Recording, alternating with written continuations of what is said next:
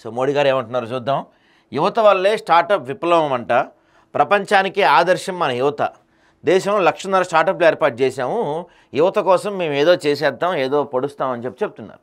కానీ నిజంగా ఒకటి మనం మాట్లాడుకుంటే ఈ ఈ కాలంలో యువత కోసం ఏ ప్రభుత్వమైనా ఏం చేస్తుందండి?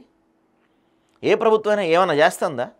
స్టార్టప్లు యువత వల్లే అంటున్నారు. నిజంగా మనస్ఫూర్తిగా చేసుకొని చెప్పండి ఎవరైనా సరే, ఈ రోజుకి ఇప్పటికీ ఎంతమంది యువత ఎక్స్ట్రాడినరీ స్కిల్స్ ఉండి, అద్భుతమైన స్కిల్స్ ఉండి రోడ్లపైన ఖాళీ తిరుగుతున్నారు? ఎంతమంది లేరు? ఉదాహరణకి మనం ఐబొమ్మ రవినే తీసుకుందాం. ఎక్స్ట్రాడినరీ స్కిల్స్ మనోడి దగ్గర. ఏమయ్యాడు చివరికి? ఓ దొంగ అయ్యాడు, ఓ రాబిన్ హుడ్ అయ్యాడు. మంచి దొంగ చెడ్డ దొంగ తర్వాత మాడదాం. ఒక దొంగ అయ్యాడు ప్రజల దృష్టిలో. అంటే అద్భుతమైన స్కిల్స్ ఉన్నోళ్ళు ఈరోజు మా ఓయూ దగ్గర ఉద్యోగాల కోసం నిలబడి ఉన్నారు. అద్భుతమైన స్కిల్స్ ఉన్నోళ్ళు ఈరోజు కూడా హైటెక్ సిటీ దగ్గర బయట గంటల కొద్దీ లైన్లో నుంచొని ఉన్నారు. స్టార్టప్లు బడా వాళ్ళకి, బలిసిన వాళ్ళకే స్టార్టప్లు. మిడిల్ క్లాస్ వాళ్ళు ఒకటి చెప్పండి, నేను సవాల్ చేస్తా, ఎవరికైనా ఏ నాయకుడికైనా నేను సవాల్ చేస్తా, ఎంతమంది యువత అంటే ఎటువంటి బ్యాక్గ్రౌండ్ లేకుండా, ఎటువంటి ఇన్ఫ్లుయెన్స్ లేకుండా, పలుకుబడి లేకుండా అన్ని రూల్స్ ఫాలో అయ్యి ఎంతమంది యువతకి గవర్నమెంట్ ఇచ్చిన డబ్బులతో స్టార్టప్లు పెట్టారు? వేళ్ల మీద లెక్క పెట్టచ్చు తెలుసా, వేళ్ల మీద. మన వల్లే ఈయన టెక్ భారత్ సాకారం అయిందని చెప్తున్నారు. యూత్ వల్ల యువతను శాస్త్ర ప్రయోగాల వైపు మళ్లించే లక్ష్యంతో నేషనల్ రీసెర్చ్ ఫౌండేషన్ స్థాపించాం. పరిశోధన అభివృద్ధి కార్యకలాపాలకు 1,00,000 కోట్ల నిధి ఏర్పాటు చేశాం. ఇప్పటికే 1000 అటల్ టింకరింగ్ ల్యాబులు ప్రారంభించాం. త్వరలో మరో 50,000 ల్యాబులు పెడతామని చెప్తున్నారు. హైదరాబాద్లోని స్కైరూట్ ఇన్ఫినిటీ క్యాంపస్ ఢిల్లీ నుంచి వర్చువల్గా ప్రారంభిస్తున్న ప్రధాని నరేంద్ర మోడీ. స్కైరూట్ సంస్థ రూపొందించిన విక్రమ్-1 ర్యాకెట్ అట ఇది. సో దీని గురించి ఆయన చెప్తా ఉన్నారు.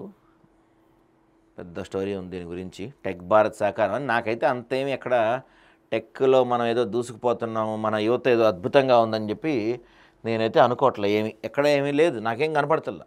ఈ రోజుకి ఎంతోమంది నిరుద్యోగులు రోడ్లపైనే ఉన్నారు, స్కిల్ ఉన్నోళ్ళు.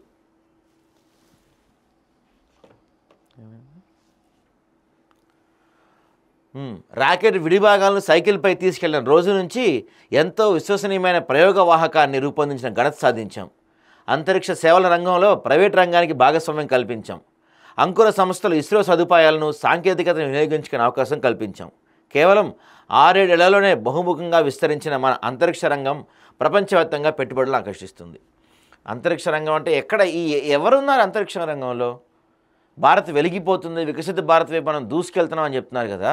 ఈ రోజుకి నా తెలంగాణ పల్లెల్లో కావచ్చు, నా ఆంధ్ర పల్లెల్లో కావచ్చు, ఎక్కడ యువతకి అసలు దీని గురించి అవగాహనే లేదు. ప్రపంచ దేశాల్లో చాలామంది యాస్ట్రోనాట్స్గా అవుతున్నారు, స్పేస్ రీసెర్చ్ సైంటిస్టులు అవుతున్నారు. మన దగ్గర మాత్రం ఎందుకు అవ్వట్లేదు?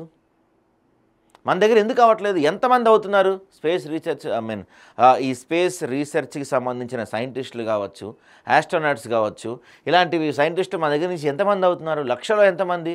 సరే 100లో ఎంతమంది అవుతున్నారు? ఎందుకు అవ్వట్లేదు?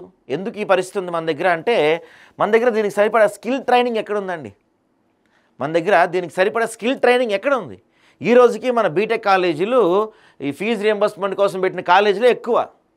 రాజకీయ నాయకులు వాళ్ళ స్వలాభాల కోసం నడుపుకునే కాలేజీలే ఎక్కువ.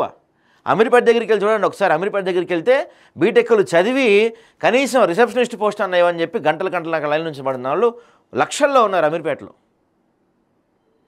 ఇవన్నీ చెప్పుకోవటానికి అరే మోడీ చెప్తున్నాడు రా భయ్ ఎక్కడికో వెళ్ళిపోతుందంట, మనం స్పేస్లో దూసుకెళ్తున్నామంట, ఇండియాలో ఒక రాకెట్ తయారు చేసిందంటే రాకెట్ వేసుకొని అక్కడికి పోతున్నామంట, అది ఇదని చెప్తున్నారు. ఏం ఉపయోగం దానివల్ల? అంటే మా విద్యార్థులకి, మా నిరుద్యోగ యువతకి, మా అంటే నాట్ ఓన్లీ తెలంగాణ, ఆంధ్ర అంటే దేశం మొత్తం ఇంతే ఉంది. పబ్లిసిటీ స్టంటులు తప్ప వీటి వల్ల ఏం ఉపయోగం? అన్ని పేపర్లో ప్రధానంగా దీని గురించి రాసుకొని ఉండుంటారు మోడీ గారి గురించి. మేము తోపు మెంతురు అణు విద్యుత్లో ప్రైవేట్ భాగస్వామ్యం, త్వరలో ప్రైవేట్ రంగానికి అవకాశం అంట. ఈ చైనా జపాన్ అభివృద్ధి లక్ష్యంగా వెళ్తున్నామని ముఖ్యమంత్రి గారు చెప్తున్నారు. వీటి వల్ల ఎవరికి ఉపయోగం? ఏం జరుగుతుంది? నాకేం అర్థం కావట్లేదు వీటి వల్ల. నిజంగా మంచి స్కిల్ ఉన్న ఇన్స్టిట్యూట్స్ ఉన్నాయి. ఐఐటికి, ఐటీఐ లాంటి వాటికి ఎంతమంది విద్యార్థులు వెళ్ళగలుగుతున్నారు? గవర్నమెంట్ స్కూల్స్ వాళ్ళు ఎంతమంది వెళ్ళగలుగుతున్నారు? వీటి గురించి ఎవరు మాట్లాడతలేదు. ప్రైవేట్ వాళ్ళు, బాగా బలిసిన వాళ్ళు, బాగా ఉన్నోళ్ళు వాళ్ళు గొప్ప గొప్ప స్థానాలకు వెళ్తున్నారు, గొప్ప గొప్ప చదువుకొని ఇలాంటివి చేసుకొని విదేశాలు చెక్కేస్తున్నారు. మరి ఇండియాలో గవర్నమెంట్ స్కూల్స్లో గవర్నమెంట్ కాలేజ్ చదువుతున్నాడు, ఈ రోజుకి అదే గవర్నమెంట్ కాలేజ్ బయట కూర్చొని బజ్జీలు బండి పెట్టుకుంటున్నారు. మళ్ళీ మనదేమో వికసిత భారత్ అని చెప్తున్నారు, ఎక్కడికో వెళ్ళిపోతాం అంటున్నారు. విక్రమ్-1 భారత్ గుండె చప్పుడంట. గ్రూప్ కెప్టెన్ శుభాంశు శుక్లా చెప్తున్నారు. ఇదిగో ఇక్కడ చూడండి, మన హల్వాకి మంచి గిరాకంట. అంతర్జాతీయ అంతరిక్ష కేంద్రానికి శుభాంశు శుక్లా హల్వా, మూంగ్ దాల్ హల్వా, మామిడి రసాన్ని తీసుకెళ్లిన విషయం తెలిసిందే. ఇదే విషయాన్ని గుర్తు చేస్తూ అంతరిక్షంలో వీటి రుచి భిన్నంగా ఉందని అడిగిన ప్రశ్నకు శుభాంశు అను సమాధానం ఇచ్చారు. ఈ వంటకాలను మీ అమ్మగారు తయారు చేశారని అందరూ నన్ను అడిగారు. టిఫిన్ బాక్స్ పెట్టుకొని వెళ్ళినంత సులభంగా రోజు ఆహారం తీసుకెళ్ళగలిగాం. దాన్ని నాసా ఆమోదించాలి. నేను తీసుకెళ్లిన 2 రకాల హల్వాలు పోలాండ్, హంగరీ, అమెరికా, రష్యా వ్యామోగాలకు నచ్చాయి. ఈ హల్వాని మనం మార్కెట్ చేసుకోవచ్చు. అదేంటండి, హల్వాని మార్కెట్ చేసుకుందాం అంటున్నారు చివరికి. ఇది పరిస్థితి. వికసిత భారత్ వెలిగిపోతుంది అంటున్నారు. మరి ఏడ వెలుగుతుందో ఏందో, నాకైతే అన్ని చోట్ల చీకట్లే కనబడుతున్నాయి.